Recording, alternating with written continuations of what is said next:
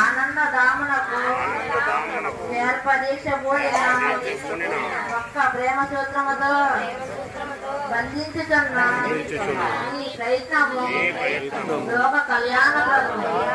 తండ్రివై, తండ్రివై, సోదరుడువై, పితావై, నాయకుడువై, హృదయేశ్వరుడవై మా సుఖదుఃఖములను పాల్గొనుతున్న నీకు మా ప్రణామములు.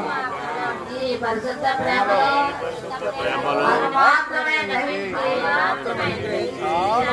హృదయముతో సర్వ జీవులను ప్రేమింపగలిగినట్లు మమ్ము ఆశీర్వదించు.